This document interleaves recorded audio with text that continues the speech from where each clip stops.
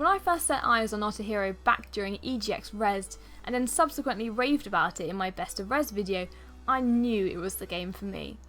I'm not sure if it was the purple anthropomorphic rabbit mayoral-candidate bunny lord's squeaky voice, or the gratuitous violence which did it for me, but either way I knew Not a Hero was going to be special.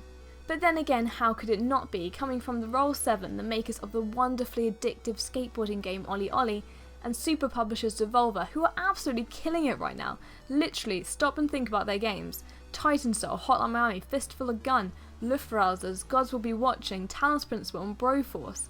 I think it's fair to say that they are my favourite publishers right now. So anyway, what is this oddity all about? Well, as mentioned, Bunny Lord is that purple guy right there, and he wants to become mayor to stop the world from coming to an end. But in order to get voters on his side, he needs help. That aid comes in the form of Steve, a hired assassin whose job it is to butcher every mobster in sight and clean up organised crime, thus promoting Bunny Lord's campaign. It's not exactly how David Cameron went about it in the run-up to elections, but hey. As an action platformer, the gameplay sees you raiding buildings and shooting everyone in sight, sliding into cover, smashing through windows, as well as activating bombs. You're given a series of missions in different areas to complete, with each level supplying optional challenges of varying degrees of difficulty. These challenges are often hilarious in themselves, such as rescuing garden gnomes from a drug den, or a simple speedrunning level under a certain amount of time.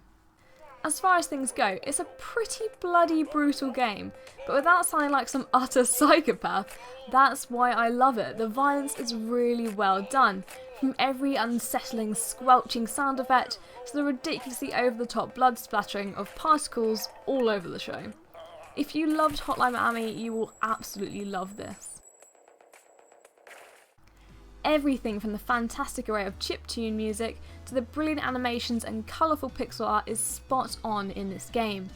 However, my favourite element of Not a Hero has to be the odd assortment of playable assassins, from good old Steve, who according to the devs apparently wears a balaclava, although I'm pretty sure that's a beard. Come on, Roll7. To Cletus, the shotgun-wielding hillbilly, crazy, hip-thrusting Jesus, and katana-slicing Kimmy, among others. Their accents are hilarious. I especially love the Welsh Samantha, and the voice acting really is rather superb in an odd, quirky kind of way, with each catchphrase helping bring the characters to life. The characters' abilities and styles are where things really get interesting, as each provides you of a different way to complete the levels. For example, Cletus's shotgun has a bit of a blast back, which means you can knock enemies into one another, but comes with a caveat that you need to reload more often. If you've completed the missions, I would recommend playing the levels with different characters to truly demonstrate how varied one's playstyle is. Not a Hero does have some pretty serious difficulty spikes towards the second half of the game, with some enemy types suddenly being able to one-hit kill you and jumping out of literally nowhere. Now, whether you find this frustrating or not really comes down to what kind of gamer you are. There are a lot of play, death, repeats here until you work out the winning balance of covering and stylistically executing. But for me, that's all part of the fun. Maybe it's because I've been playing a lot of roguelikes and tricky trial and error type games, like Hotline Miami and Ollie Ollie lately, but I truly believe that the difficulty, if anything, helps the longevity of the game, rather than making it a lesser experience. The only real point where I think Not a Hero could have done more is by adding more gameplay modes. Local co-op would have been a welcome addition, along with maybe a speed run or a timed gameplay feature, or generally more levels to even out that sharp difficulty curve. But it's truly a testament to the game that I loved it so much that my main complaint is that I wanted more. Now, I must mention that there has been a few reports of crashes and freezes pre-release, but truthfully I've never encountered anything of the sort, only mild issues with using my 360 controller in the menu sections.